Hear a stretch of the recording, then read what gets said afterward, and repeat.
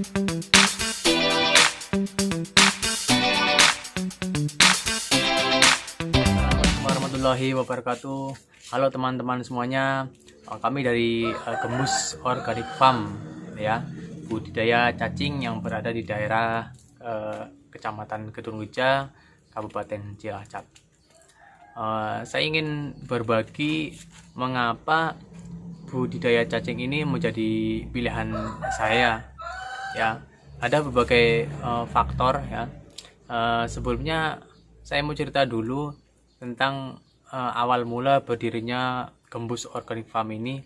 Jadi saya punya teman di Semarang ya, dia itu sudah berbudidaya cacing sudah mungkin sekitar 2-3 tahun yang lalu ya kan.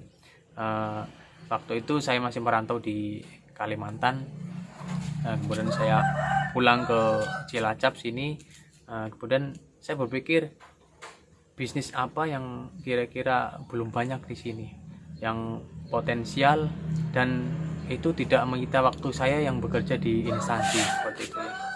Jadi dari teman menyampaikan budidaya cacing ini keuntungannya ini saya tertarik sekali ya. Jadi menurut sumber ya dari teman, kemudian saya cari juga beberapa sumber dan saya merasakan sendiri sekarang ya. Artinya saya sudah bertekad, artinya sudah menjadi pilihan saya berbudidaya cacing. Alasannya adalah budidaya cacing ini mendatangkan banyak keuntungan. Yang pertama, beli bibit satu ya untuk selamanya. Jadi cacing ini sifatnya itu hermafrodit. Nah, jadi dia tidak perlu dikawinkan ya kan. Artinya dia bisa berkembang sendiri, bisa kawin sendiri, sehingga dengan mudahnya dia untuk berkembang biak ya.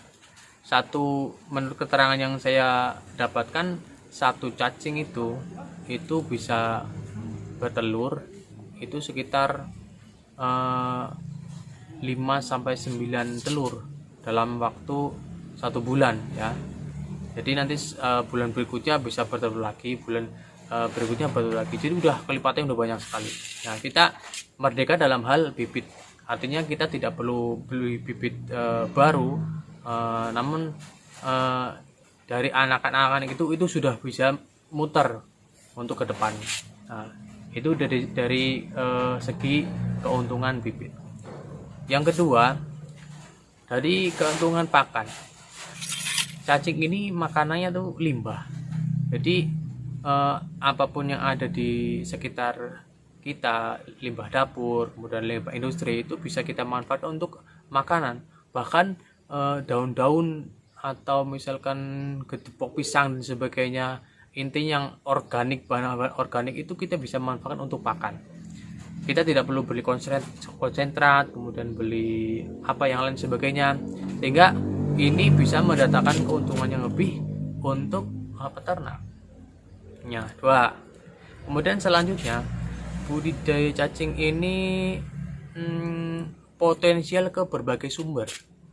Artinya cacing ini apabila basah ya, itu bisa digunakan untuk pemancingan misalkan. 1. Kemudian bisa digunakan untuk pakan ternak, burung.